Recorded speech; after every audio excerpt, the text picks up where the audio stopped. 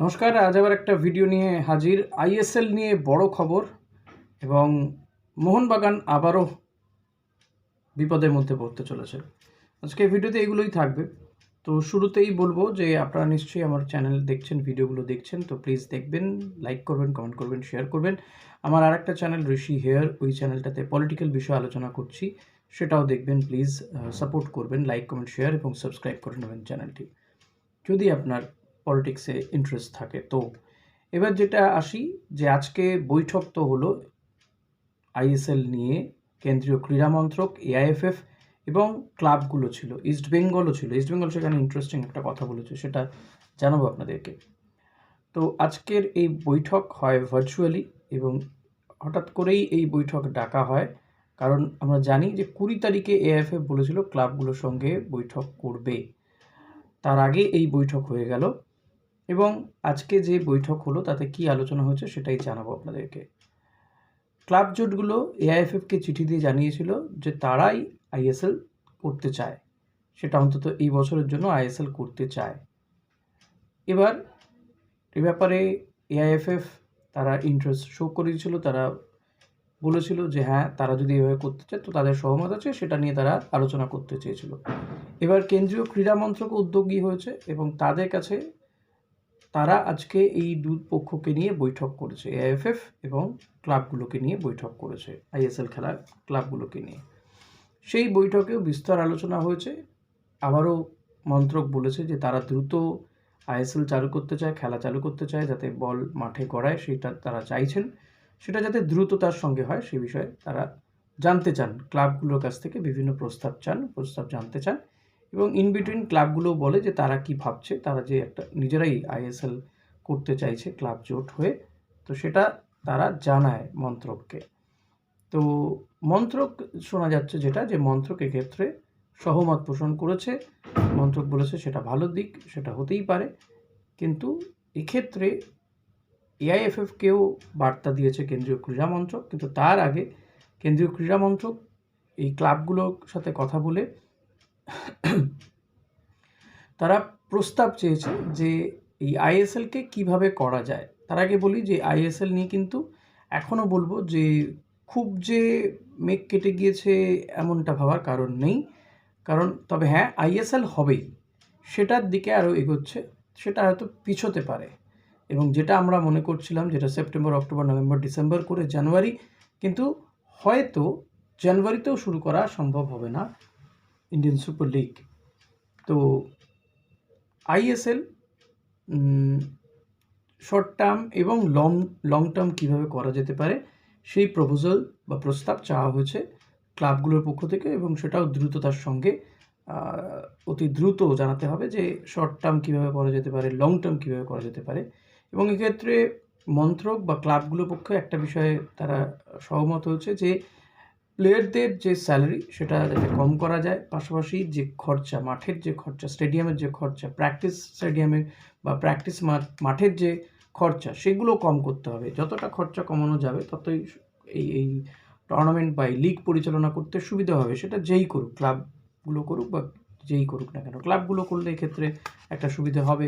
এই মাঠে বা স্টেডিয়ামের খরচা কমানোর ক্ষেত্রে তারা দাবি তুলছে, এবং তারা দাবি তুলছে যে প্লেয়ারদের স্যালারিটা যাতে কম করানো যায়, কারণ তারা এই মুহূর্তে তো কার্যত বসে রয়েছেন, 300 থেকে 350 প্লেয়ার তারা বসে রয়েছেন, কিন্তু তারা বসে বসে মাইনে পাচ্ছেন। তাদের ভবিষ্যৎ কিন্তু অনিশ্চিত, এটুকু বলতে পারি। হয়তো তাদের বসে বসে হয়তো এবারে মাইনে পেয়ে যাবে, কিন্তু পরের বার তারা তো খেলাই দেখাতে পারছে না, দেশের হয়ে কী পার্টিসিপেট করবে, পরের বার কে তাদেরকে নেবে, এই সমস্ত বিষয়গুলো রয়েছে কিন্তু। তো তাই প্লেয়াররাও চেয়েছিল যত দ্রুত সম্ভব লিগটা চালু হোক।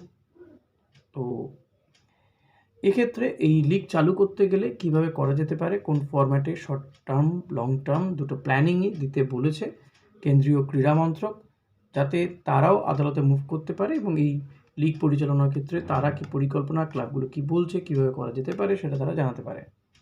তো অতি দ্রুত তাদেরকে দিতে হবে লং টার্ম লিগ চালু করতে গেলে বা শর্ট টার্ম লিগ করতে গেলে অন্তত এই বছরের জন্য কিভাবে করা যেতে পারে।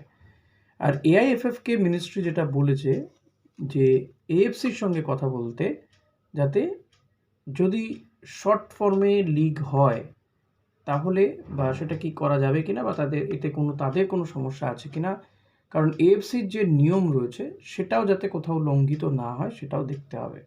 তাই এটা এআইএফএফকেই এই কথাটা বলতে হবে। এটা তো মানে দেশের সরকার বা ক্লাবগুলো বলতে পারে না, এটা AIFF have to take the responsibility. তো এআইএফএফকে বলা হয়েছে এএফসির সাথে এটা কথা বলে একটা জায়গায় আসতে, বা সেটা কী করা যেতে পারে যাদের নর্মস পালন করতে গেলে, এএফসিতে খেলতে গেলে, এফসি পরিচালিত কোনো লিগ খেলতে গেলে বা এফসির যা নিয়ম অন্তত সেই টিমকে 27টা ম্যাচ খেলতে হয়। তো এই সুপার কাপ চ্যাম্পিয়ন হচ্ছে এফসি গোয়া, তারা যদি এফসিতে খেলতে যায় তাদেরকে 27টা ম্যাচ খেলে যেতে হবে, এরকম নিয়ম রয়েছে। তো সেটা যদি করতে হয় তাহলে কি করা যেতে পারে, শর্ট টার্ম লিগ হলে কি সম্ভব কিনা, বা সেটাকে কোথাও গিয়ে কি এই বছরের জন্য অন্তত কিছুটা রিল্যাক্সেশন দেওয়া যায় কিনা, এই সমস্ত বিষয়গুলো নিয়ে অতি দ্রুত এআইএফএফ যাতে এএফসির সঙ্গে কথা বলে সেটা বলতে বলেছে মন্ত্রক, কেন্দ্রীয় ক্রীড়া মন্ত্রক, তারা এআইএফএফকে এই কথাগুলো বলতে বলেছে। ও ইস্টবেঙ্গল কি বলেছে, ইন্টারেস্টিংলি ইস্টবেঙ্গলের বক্তব্য, যদি আইএসএল ক্লাবগুলোই করে, ক্লাব জোট করে, তাহলে যে মালিকানার বিষয়টি সেখানে ইস্টবেঙ্গল থাকবে না, পরিচালনার ক্ষেত্রে ইস্টবেঙ্গল থাকবে না, সেটা তারা পরিষ্কার জানিয়ে দিয়েছে। তারা লিগ যদি হয় তাতে পার্টিসিপেট করবে, অংশগ্রহণ করবে, কিন্তু আপাতত তাদের যে বক্তব্য তারা এই মালিকানার জায়গাতে, অর্থাৎ মালিকানা মানে তো ক্লাব জোট যদি করে প্রত্যেকটা টিমকে বিনিয়োগ করতে হবে, তারপর যেটা লাভ হবে সেটা ইকুয়াল ডিস্ট্রিবিউশন হবে, বা যে যেমন দিয়েছে সেই অনুযায়ী ডিস্ট্রিবিউশন হবে। বাট ইস্টবেঙ্গল তারা বলছে তারা এই জায়গাতে থাকতে চাইছে না, তারা খেলতে পারবে, তারা খেলবে, লিগ হলে তারা খেলবে, বাট তারা এই মালিকানা টাকা দেওয়া নেওয়ার জায়গাতে, অন্তত এই ইনভেস্টিংয়ের জায়গাতে, এই জায়গাতে তারা থাকতে চাইছে না আপাতত, সোফার কিন্তু তারা এটাই বলছে। পরবর্তীতে পরে হয়তো মানে এটা যখন অফিসিয়ালি হবে, অ্যানাউন্সমেন্ট হবে বা কিছু, তখন হয়তো অন্য কথা হলেও হতে পারে, মত বদলও হতে পারে যদি তাদেরকে অন্যান্য ক্লাবরাও বুঝিয়ে থাকে। তো মোরাললেস কিন্তু এটাই হচ্ছে মূল নির্যাস, আমি যেটুকু বুঝলাম, এবং এতে এখনও পর্যন্ত কারো কোনো সমস্যা নেই। সেক্ষেত্রে বলা যেতে পারে এই ক্লাবগুলো লং টার্ম এবং শর্ট টার্ম প্রস্তাব দেবে কেন্দ্রীয় ক্রীড়া মন্ত্রককে। কেন্দ্রীয় ক্রীড়া মন্ত্রক যত দ্রুত সম্ভব সুপ্রিম কোর্টকে জানাবে, তারপরে হয়তো একটা প্রসিডিওর শুরু হবে। এবার এক্ষেত্রে যেটা অনেকেই বলছিলেন যে প্রফুল প্যাটেল হয়তো হস্তক্ষেপ করছেন এফএসডিএলের সঙ্গে বোঝাপড়া করার ক্ষেত্রে। এবার আজকে কিন্তু এফএসডিএল বা কোনো বাণিজ্যিক সংস্থা নিয়ে আলোচনায় উঠে আসেনি। যদি পরবর্তীতে এফএসডিএলও থাকে বা ক্লাবগুলোর পেছনেও যদি এফএসডিএল থাকে, সেটা এখনও পরিষ্কার নয়। হতেও পারে যে সরকার পরবর্তীতে এফএসডিএলের কাছেও এই প্রস্তাব দিতে পারে যে এইভাবে ভাই এবছর লিগটা করে দাও, তারপর পরের বছর দেখা যেতে পারে, এটা হতেই পারে। বাট এখনও পর্যন্ত এমন কোনো সম্ভাবনা দেখা যাচ্ছে না। তবে এফএসডিএলকে ছাড়া আইএসএল করা সত্যি কি সম্ভব, আমার অন্তত সেটা মনে হয় না। আপনারা অতি অবশ্যই কমেন্ট করে জানাবেন। এর মধ্যেই এই নানান সমস্যার মধ্যে একটা ভালো দিক, সেটা হচ্ছে আইডব্লিউএল শুরু হচ্ছে, আপনাদেরকে আগেও জানিয়েছি, এবং আরএফডিএলও শুরু হবে, আস্তে আস্তে ট্র্যাকে ফেরার একটা চেষ্টা করছে। তবে আমি আবারও বলবো, কল্যাণ চৌবের মতন লোক বলেই এতদিন ধরে খেলাটা বন্ধ হয়ে রয়েছে। তিনি আইএসএল আই লিগের ভবিষ্যৎ কিছু বলতে পারেন না, অথচ যখন মেসি আশা নিয়ে তার আসার পরে যুবভারতী ক্রীড়াঙ্গনে গণ্ডগোল হয়, তখন তিনি লাফিয়ে নেমে আসেন প্রেস মিট করার জন্য, বলেন যে পশ্চিমবঙ্গ বা কলকাতা তারা 50 বছর পিছিয়ে গেল, আর তিনি যে ফুটবলটাকে কত পিছনে পাঠিয়ে দিচ্ছেন সেটা নিয়ে তার কোনো বক্তব্য নেই, সেটা নিয়ে কিছু বলছেন না, বা কেউ তার বিরুদ্ধেও কিছু বলছেন, এটা খুব হাস্যকর লাগে আমার। আচ্ছা, মোহনবাগানের আবারও স্ক্যানারে কেন বলছি, এই যে মেসি কথা বলাতেই বলতে হচ্ছে, মনে পড়লো।